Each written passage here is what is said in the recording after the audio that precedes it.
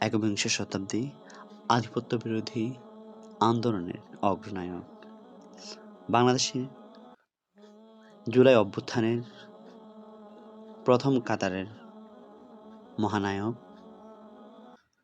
শহীদ শরীফ ওসমান হাদির ছোট্ট জীবনী আজকে আমরা শুনব।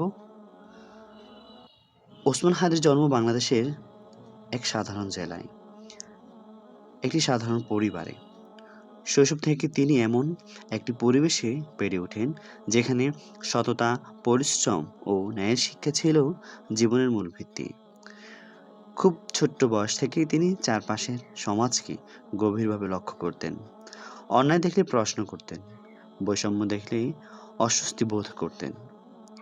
এই মনোভাব ধীরে ধীরে তার চরিত্রকে গড়ে তোলে এবং ভবিষ্যতের সংগ্রামী ওসমান হাদির ভিতর নির্মাণ করে।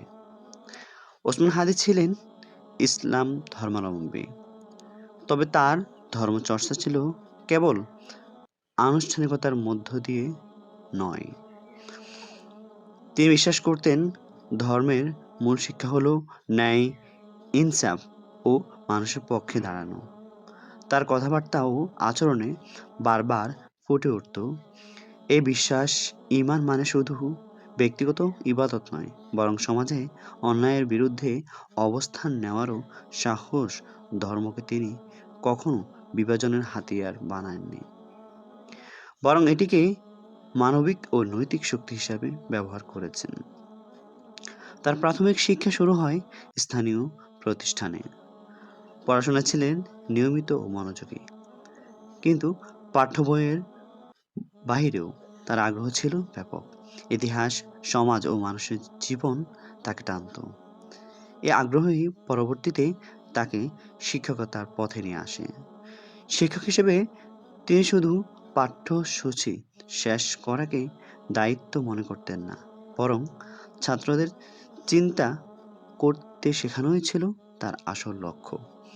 তিনি চাইতেন শিক্ষার্থীরা প্রশ্ন করুক, সত্য অনুসন্ধান করুক এবং অন্যায়ের সাথে সাথে আপোষ না করতে শিখুক।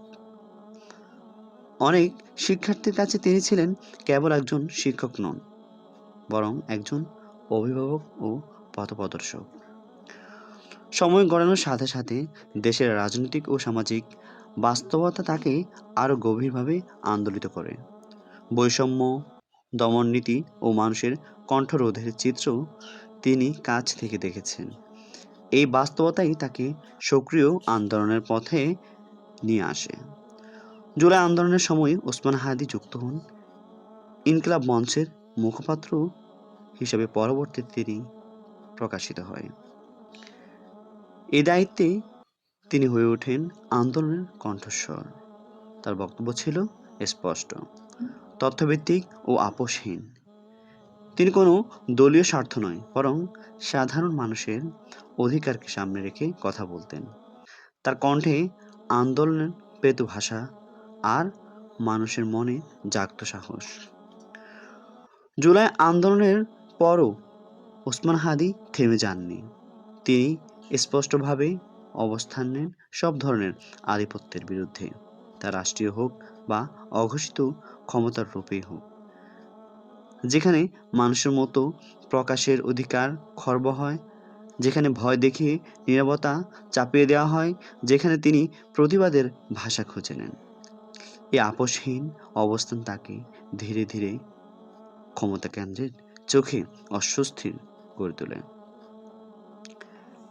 এই পথ ছিল ঝুঁকিপূর্ণ, হুমকি ছিল, চাপ ছিল, ভয় দেখানোর চেষ্টা ছিল, কিন্তু ওসমান হাদি জানতেন ন্যায় ও সত্যের পথে চলতে গেলে এই ঝুঁকিগুলো এড়ানো যায় না। বিশ্বাস করতেন কোনো লড়াই পিছু হটার অর্থ ভবিষ্যৎ প্রজন্মকে দুর্বল করে দেয়া। এ বিশ্বাস নিয়ে তিনি শেষ পর্যন্ত আধিপত্য বিরোধী সংগ্রামে অটল থাকেন। এই সংগ্রামের পথে এক সময় তিনি শহীদ হন। তার মৃত্যু ছিল না কোনো সাধারণ ঘটনা, এটি ছিল একটি বার্তা, যে সত্যের কণ্ঠ দমন করা গেলেও তা মুছে ফেলা যায় না। ওসমান হাদি জানতেন তার পথের পরিণতি কঠিন হতে পারে, তবুও তিনি পিছিয়ে যাননি, কারণ তিনি বিশ্বাস করতেন কিছু মৃত্যু হাজার মানুষের ঘুম ভাঙায়, হাজার কণ্ঠকে কথা বলতে শেখায়। আজ ওসমান হাদি আমাদের মাঝে শারীরিকভাবে নেই, কিন্তু তার আদর্শ বেঁচে আছে। একজন বিশ্বাসী মানুষ, একজন শিক্ষক, একজন আন্দোলনের মুখপাত্র এবং একজন শহীদ হিসেবে তার জীবন আমাদের মনে করিয়ে দেয় ন্যায়ের পক্ষে দাঁড়ানো মানে সংখ্যায় বড় হওয়া নয়, বরং সত্যের পাশে দৃঢ় থাকা। ওসমান হাদি শুধু একটি নাম নয়, তিনি একটি দায়িত্ব, একটি চলমান সংগ্রামের প্রতীক।